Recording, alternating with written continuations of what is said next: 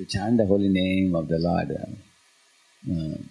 very blissfully, ecstatically, one's disposition and consciousness should be of humble, grateful and respectful. Without this mood,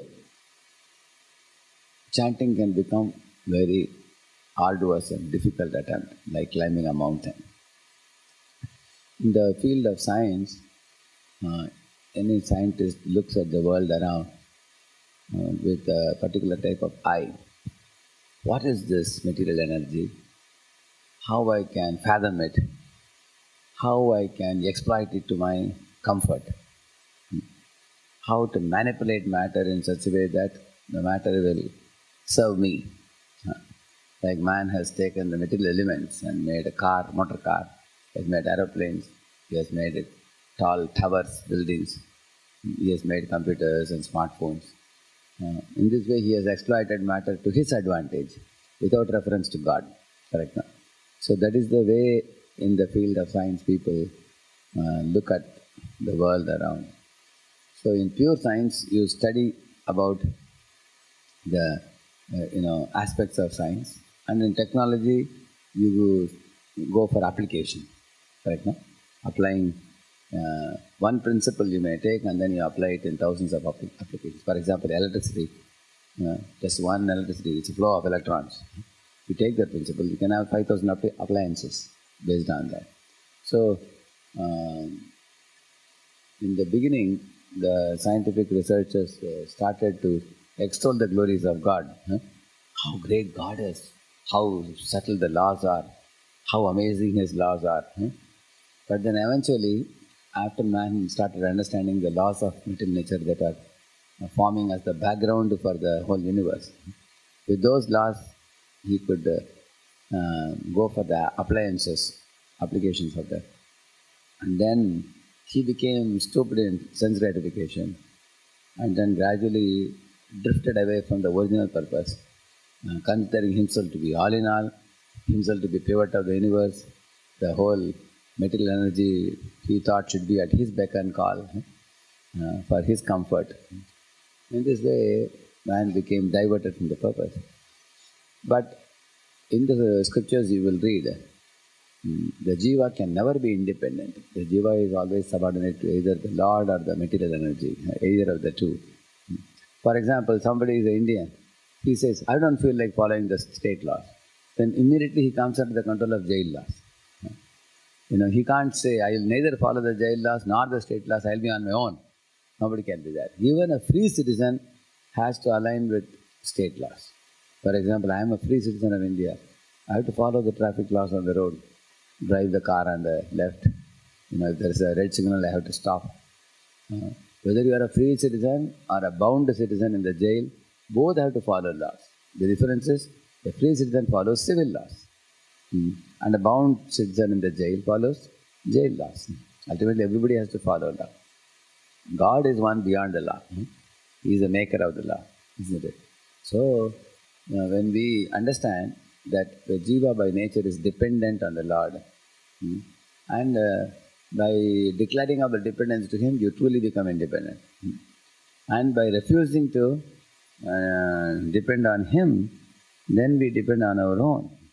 Imagine a millionaire's son fought with the father, and he left the home, tearing his clothes, not wearing proper.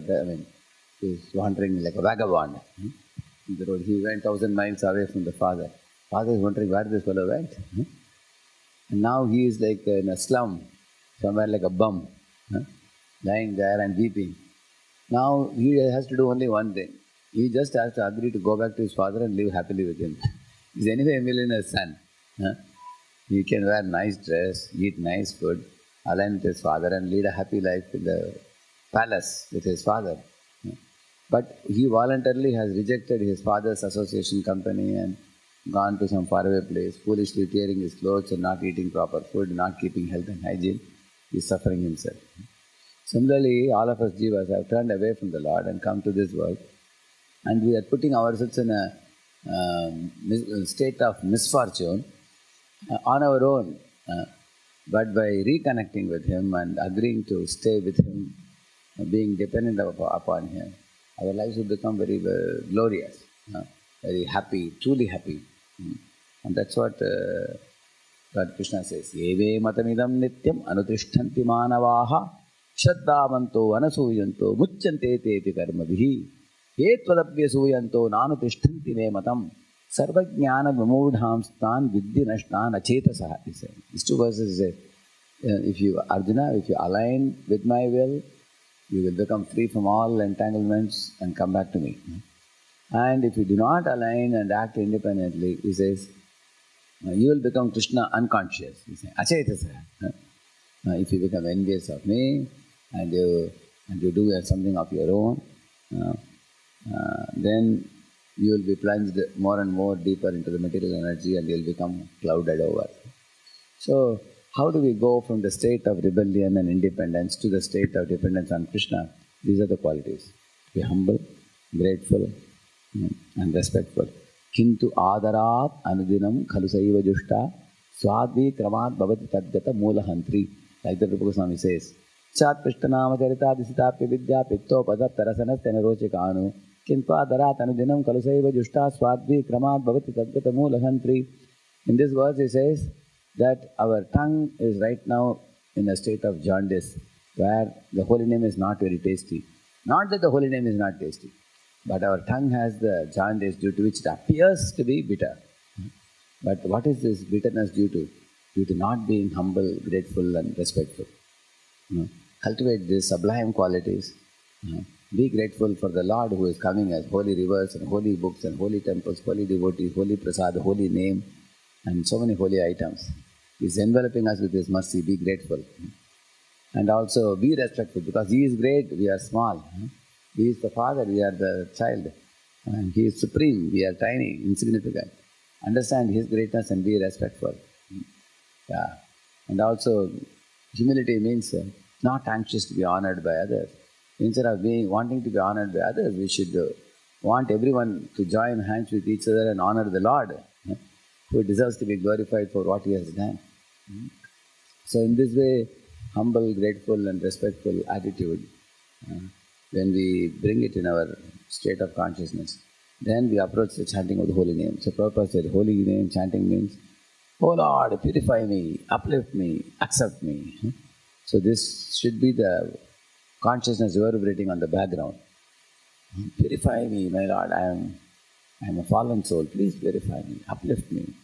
I am drowning in the ocean of samsara.